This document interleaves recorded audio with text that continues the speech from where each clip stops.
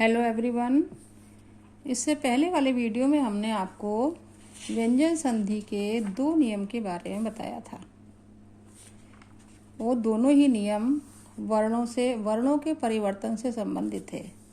जो फर्स्ट नियम था उसमें अपने ही वर्ग का प्रथम वर्ण पांचवें वर्ण में परिवर्तित हो रहा था और दूसरे नियम में अपने वर्ग का प्रथम वर्ण तीसरे वर्ण में परिवर्तित हो रहा था। तो लगभग ये कहा जा सकता है कि वो दोनों ही नियम एक दूसरे से संबंधित थे, बस थोड़ा सा उनमें डिफरेंस था।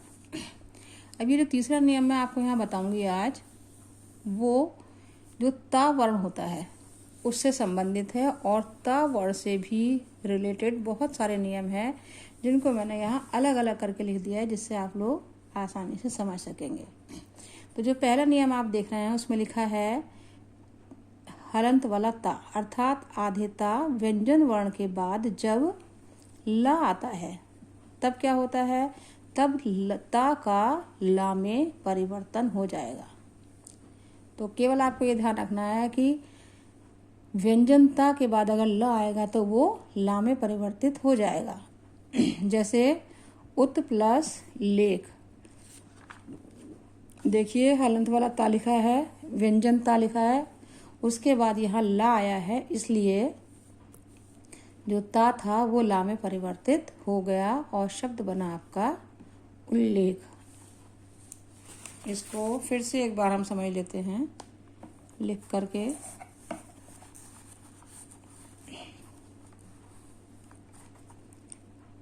उत प्लस लेख, ये आधा ता है, इसकी जगह जब आधा ता है अर्थात हलंत लगाया है तो जो परिवर्तित होगा उसमें भी हलंत लगेगा। लेकिन जब आप इसे शब्द के साथ लिखेंगे तब हलंत लगा करके नहीं लिखेंगे, तब इसे इस तरह से आधा शो करेंगे। इसलिए आपका शब्द ऐसे ना बन करके यहाँ आधा ला बना है और पूरा शब्द बना आपका उल्लेख। दूसरा शब्द है तल्लीन, तत् प्लस लीन। यहाँ भी वही सेम सिचुएशन है, आधे ता के बाद ला है तो ता के स्थान पे क्या हो जाएगा। बहुत आसान सा नियम है ये, ता का पहले जो नियम है बहुत इजी है कि अगर ता के बाद ला आएगा तो ता भी ला में परिवर्तित हो जाएगा। तत् प्लस लीन बराबर तल्लीन। ये तो इसका फर्स्ट नियम था। जो सेकंड नियम है उसे देखिए,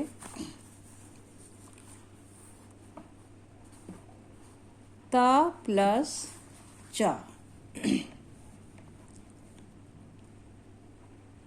ता प्लस चा यानी कि ता के बाद अगर चा या छा दोनों में से कुछ भी आए, अर्थात ता के बाद चा आएगा तब भी और ता के बाद छा आएगा तब भी ता का चा में ही परिवर्तन होगा।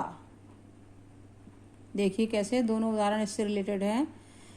सत प्लस चरित्र, यहाँ पे ता के बाद चा आया है, जब चा आया है तो ता का चा में परिवर्तन होगा और छा आएगा तब भी चा में परिवर्तन होगा। तो यहाँ चा आया है तो ता का चा में परिवर्तन होके शब्द बना सच्चरित्र। सेकंड है जगत प्लस छाया, यहाँ ता के बाद छा आया है, जैसे ऊपर लिखा है रूल में, ता के बाद अगर छा आएगा तो भी ता का चा में ही परिवर्तन होगा। कहने का अर्थ यह है कि चाहे ता के बाद चा आए अथवा छा, दोनों वर्ण में से कोई भी आ जाए, ता का जो परिवर्तन है वो हमेशा चा में ही होगा। बस ध्यान ये रखना है कि प्लस से पहले अगर आधा ता है, आधा ता अर्थात हलंत वाला ता है, व्यंजन है, ता व्यंजन है और व्यंजन ही होगा क्योंकि ये व्यंजन संधि का ही नियम है, इसलिए तो हमेशा जैसा यहाँ दिया है वैसे ही आपका शब्द के बाद भी बनेगा। यहाँ आधा दिया है तो यहाँ आधा बनेगा, यहाँ कोई भी शब्द अगर पूरा दिया है तो वहाँ पूरा लिखा जाएगा। तो ये उदाहरण दोनों से रिलेटेड हो गया। ता के बाद अगर चा आएगा तो भी चा बनेगा, ता के बाद अगर छा आएगा तो भी चा ही बनेगा। ये देखते हैं इसको भी।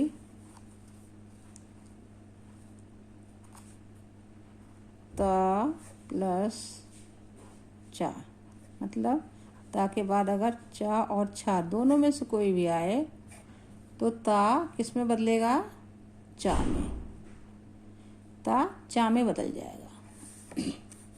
ऐसा आपके नियम में लिखा हुआ है। तो उदाहरण है सत प्लस चरित्र बराबर, देखिए ता के स्थान पे चा हुआ, शब्द में आधा चा ऐसे लिखा जाएगा, बन गया आपका सच्चरित्र। जगत प्लस छाया,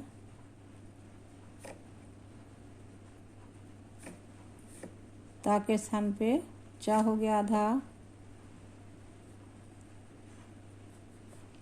जगत छाया।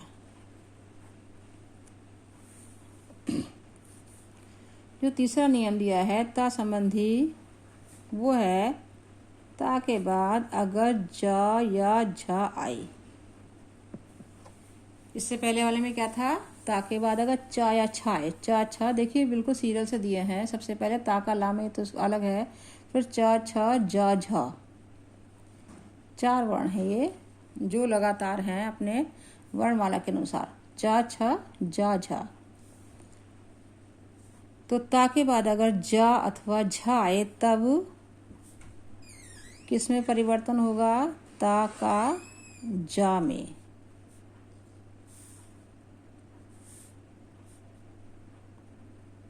ता का जा में। ये आपको मालूम है कि हमेशा परिवर्तन प्लस से जो पहले वर्ण दिया होता है उसी में होता है। तो बाद वाले जो भी वर्ण है वो आपको केवल याद रखने हैं, ये आए अथवा ये आए, लेकिन परिवर्तित वर्ण यही होगा और इसके स्थान पे क्या बनेगा, केवल एक ही वर्ण बनेगा, जा। जैसे फर्स्ट इससे पहले वाले में चा परिवर्तित हुआ है, चाहे दोनों में से कोई भी वर्ण आए परिवर्तन होने के बाद चा ही बनेगा। ऐसे ही इन दोनों में से कोई वर्ण आए परिवर्तित होने के बाद जा ही बनेगा। देखिए एग्जाम्पल इसका,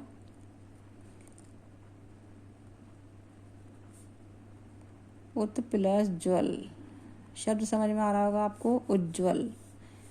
ता के बाद आधा जा है,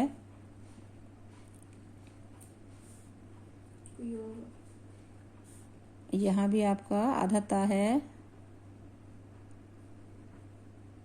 शब्द बन गया आपका उज्ज्वलता के स्थान पर जा का परिवर्तन। सेकंड है आपका सज्जन, सत प्लस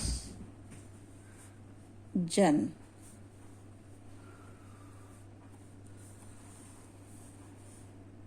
ता के स्थान पे आधा जा हुआ, बना आपका, बहुत इजी है ये सारे नियम, बस आपको ध्यान रखना है किसके बाद कौन कौन से वर्ड आएंगे तो उनका परिवर्तन होने के बाद क्या बनेगा। नेक्स्ट है आपका त के बाद अगर टा और डा आता है। देखिए यहाँ पे जो वर्ग है वो चेंज हो गया है, पहले वाले में चा छा जा झा, अब ये वर्ग आ गया आपका टा वर्ग के वर्ण आ गए हैं कि ता के बाद अगर टा और डा आए तो क्या होगा, ता का डा, ता का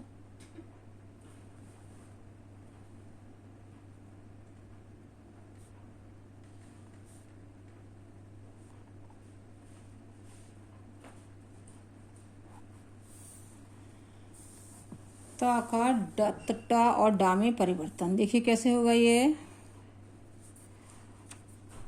कई बार हमें इसको देख करके समझ में नहीं आता, लेकिन जब हम उसी चीज़ को उदाहरण से समझते हैं तो वो इजी हो जाती है।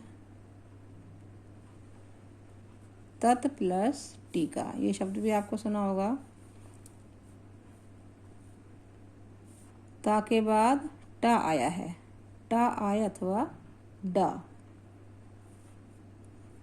तो ता का क्या होगा, टा, ता का टा, जैसे कि इससे पहले वाले में हुआ है जो शुरू में वर्ण दिया है परिवर्तित होने के बाद वही बना है, ऐसे ही यहाँ पर भी है। ता के बाद अगर टा आएगा तो यहाँ टा ही बनेगा, तो आपका शब्द बना तट टीका। इसे हम ऐसे भी लिखा देखा होगा आप लोगों ने। एक ही बात है, एक ही शब्द है ये। दूसरा शब्द है आपका उड्डयन। उत प्लस डयन। रूल के अकॉर्डिंग है, ता के बाद अगर डा आएगा तो ता का टा में और ता का डा में परिवर्तन हो जाएगा। इस नियम का आप देख रहे होंगे कि यहाँ पे चेंज क्या हुआ है, परिवर्तन तो यही हुआ है, लेकिन जिस वर्ण ता के बाद अगर टा वर्ण आया है तो टा में परिवर्तित होगा, डा आया है तो डा में परिवर्तित होगा। जबकि इससे पहले वाले जो नियम आपने देखे उसमें केवल जो पहला वर्ण दिया है परिवर्तित होने के बाद वही बन रहा है। तो ये उन दोनों नियम से अलग है, थोड़ा सा अलग है। देखिए, ता के स्थान पर यहाँ डा आया है प्लस के बाद, तो यहाँ क्या बनेगा, डा ही बनेगा। टा आएगा तो टा बन जाएगा ता के बाद, और डा आएगा तो डा बन जाएगा। तो शब्द आपका बनेगा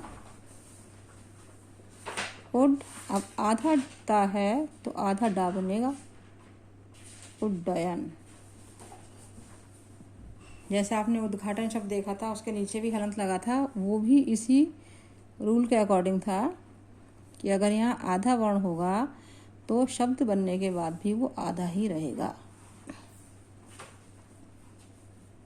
यहाँ से थोड़ा सा पैटर्न चेंज हो गया है, सिर्फ यही चेंज हुआ है कि दोनों में से जो भी वर्ण होगा वही उसी के हिसाब से परिवर्तन होगा। ता के बाद अगर टा है तो टा बनेगा, ता के बाद अगर डा है तो डा बनेगा। ये इस तरह का परिवर्तन हुआ है, लेकिन प्लस से पहले जो वर्ण था वो एक ही है, ता। तो इसलिए ये भी आपके ता संबंधी नियमों में ही आएगा। फिफ्थ है, ता के बाद ता प्लस शा, ता के बाद अगर शा आता है तब क्या होगा, ता का चा और शा का छा।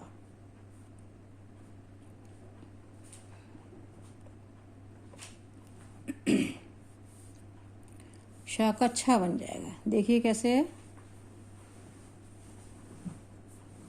उत प्लस शिष्ट।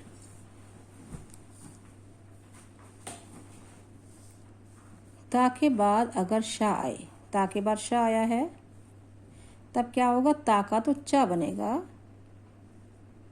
ता का चा शब्द बना आपका उच्च, आधा हो गया। चलिए इसको ऐसा ना लिख के ऐसे लिख देते हैं जैसे हमें लिखना है, उच्च। अब है आपका शिष्ट। अब यहाँ पे परिवर्तन प्लस के बाद वाले वर्ण में भी हो रहा है ना। ता के बाद अगर शा आएगा तो ता का यहाँ भी परिवर्तन होगा और यहाँ भी होगा। ऐसा आपने इससे पहले किसी भी नियम में, किसी भी संधि में नहीं देखा होगा, केवल इसी में इस तरह से शो किया गया है कि ता के बाद अगर शा आएगा तो ता का शा बनेगा और शा में भी परिवर्तन होगा। शा में परिवर्तन होने के बाद क्या बनेगा, छा बन जाएगा। तो शा के स्थान पे जब हम छा लिखेंगे, उच्च, देखिए शा है, शा की जगह छा लिखा। अब ई की मात्रा ऐसी रहेगी। अब ये ई की मात्रा आपको मालूम होगा, जो आधा वर्ण दिया है तो उससे पहले से लगेगी। तो शब्द क्या हो जाएगा, उच्छिष्ट। उच्छिष्ट, ये आपका शब्द बना। उत प्लस शिष्ट का उच्छिष्ट शब्द बना। यहाँ परिवर्तन दोनों जगह हुआ है, ता में भी और शा में भी। ये बिल्कुल अलग है, इसको विशेष रूप से ध्यान रखना है इस नियम को। एक और उदाहरण देखिए इसका, उत प्लस श्वास, इसी रूल का है ये भी। ता के स्थान पे क्या होगा, चा बन गया उच्च, आधा चा। अब यहाँ आधा शा दिया है तो शा के स्थान पे क्या बनना है, छा, तो इसलिए छा भी आधा ही बनेगा। अब आधा छा बनाने के लिए आपको पता है कि नीचे हलंत लगाया जाएगा, ये शब्द आएगा आपके पास उच्छ्वास। ये दोनों उदाहरणों के द्वारा आपको जो नियम लिखा है, ता के बाद अगर शा आए तो ता का चा और शा का छा बन जाएगा। ये मुझे लगता है दोनों ही चीज़ें आपको स्पष्ट हो गई होंगी। चलिए ता संबंधी नियम का एक आखिरी नियम और देख लेते हैं, अंतिम नियम। वो ये है, ता के बाद अगर हा आए तब क्या होगा? ता का, दा तथा हा का, ये भी ऊपर वाले नियम की तरह ही है, दोनों जगह परिवर्तन होगा। तब ता का दा और हा का धा बन जाएगा। देखिए कैसे, आपने शब्द सुना होगा पद्धति, जिसे हम इस तरह से लिखते हैं।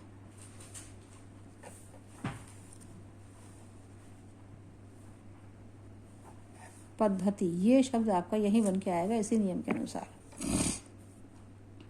देखिए अलग अलग करके कैसे लिखा जाएगा। पत, इसका विच्छेद क्या होगा? पत प्लस हति।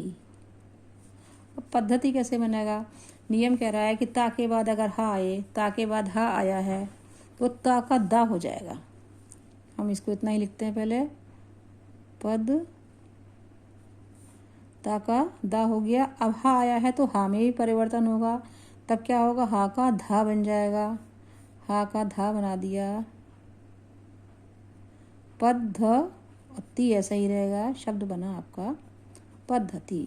जब इस शब्द को हम अलग अलग करके लिखेंगे तब ये इस तरह से लिखा जाएगा। और वैसे आपने इसको इस तरह से लिखा देखा होगा। अब इसमें देख करके आपको ऐसा लग रहा होगा कि धा आधा है और दा पूरा है, जबकि जब हम इसको अलग करके लिखते हैं तो इसका रूप ये होता है। एक उदाहरण और देख लेते हैं, वो भी आप अक्सर शब्द याद रिवाइज करते होंगे, कहीं ना कहीं आपको मिल जाता है। उद्धरण, हिंदी में इस शब्द का प्रयोग अक्सर किया जाता है। उत प्लस हरण। देखिए यहाँ भी दोनों ही वर्णों में परिवर्तन होगा। पहला है आपका ता में परिवर्तन किसका होगा? दा में, और हा बदल के क्या बन जाएगा? धा। ता में भी परिवर्तन, हा में भी। ता किस में बदलेगा? दा में, और हा किस में बदलेगा? धा में। तो इस तरह से हमें शब्द क्या मिला? उद, फिर धरण। सेम ऐसे ही जैसे आपका पद्धति शब्द है, उस शब्द को हम अलग अलग करके जब लिखते हैं तो ये इस तरह से लिखा जाता है, और वैसे आपने ऐसे लिखा देखा होगा, उद्धरण, उद्धरण। मुझे उम्मीद है कि सारे आपको नियम क्लियर हो गए होंगे, स्पष्ट हो गए होंगे। अगर फिर भी आपको कहीं कोई चीज़ समझ में नहीं आती है, सबसे पहले तो आप इसको रिवाइज करिएगा और अपने आप से इन उदाहरणों को लिख करके देखना। लिख करके देखने के बाद नियम क्या कह रहा है उसके अकॉर्डिंग कहाँ पे क्या परिवर्तन हो रहा है वो आप करके देखेंगे, तब ये चीज़ आपको ज़्यादा क्लियर होगी। फिर भी अगर कुछ समझ में नहीं आता है तो आप मुझसे कांटेक्ट कर सकते हैं, या जो आपका वर्चुअल लेक्चर होगा उसमें आप इन सारी समस्याओं को सॉल्व कर सकते हैं। तब तक के लिए हंसते रहिए, मुस्कुराते रहिए।